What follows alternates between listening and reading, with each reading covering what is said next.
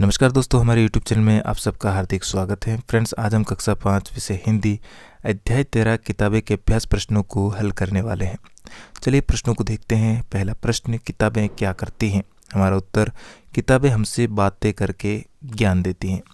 प्रश्न नंबर 2, किताबें किन किन की बातें करती हैं? उत्तर लिखेंगे, किताबें बीते ज़माने की दुनिया और इंसानों की बातें करती हैं। वे खुशी, गम, जीत, हार, प्यार आदि की सभी बातें करती हैं। प्रश्न नंबर 3 है, किताबें क्या करना चाहती हैं? उत्तर में लिखेंगे, किताबें बातें करना और हमारे पास रहना चाहती हैं। लिखे में पहला प्रश्न, रिक्त स्थानों की पूर्ति करें। तो पहला अ है, किताबें कुछ कहना चाहती हैं, तो यहाँ पर आ जाएगा कुछ कहना। ब, किताबों में साइंस की आवाज़ है, यहाँ पर आ जाएगा साइंस। स, किताबों में ज्ञान की भरमार है, तो यहाँ पर आ जाएगा ज्ञान। प्रश्न 2, किताबों में किसका राज है? उत्तर में लिखेंगे, किताबों में रॉकेट अर्थात अंतरिक्ष का राज है।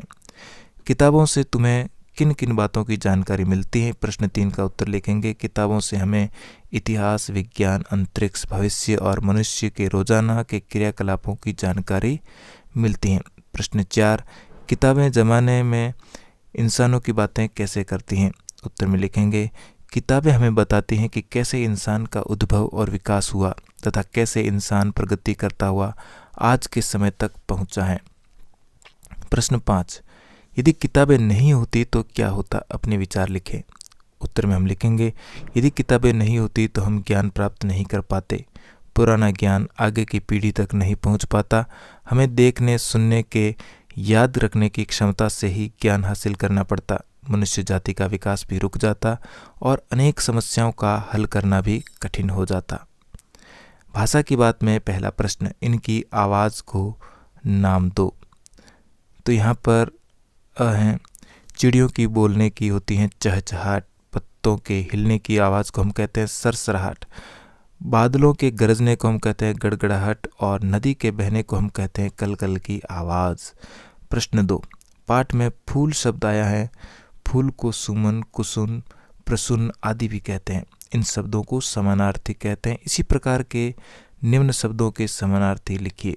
जैसे कि सबसे पहला शब्द है संसार, तो इसका समानार्थी हो जाएगा विश्व, दुनिया। हवा का समानार्थी पवन, वायु, समीर। पानी का समानार्थी नीर, जल, वारी। आकाश का समानार्थी आसमान, व्योम, नभ। किताब का समानार्थी पुस्तकें, पोथियाँ।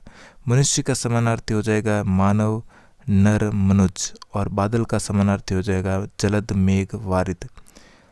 इसके साथ ही हमारा पाठ यहीं पर समाप्त हुआ। वीडियो अच्छा लगा तो लाइक, शेयर और चैनल पर पहली बार आए तो चैनल को सब्सक्राइब जरूर करें। मिलते हैं इसी प्रकार के एक और वीडियो में। धन्यवाद।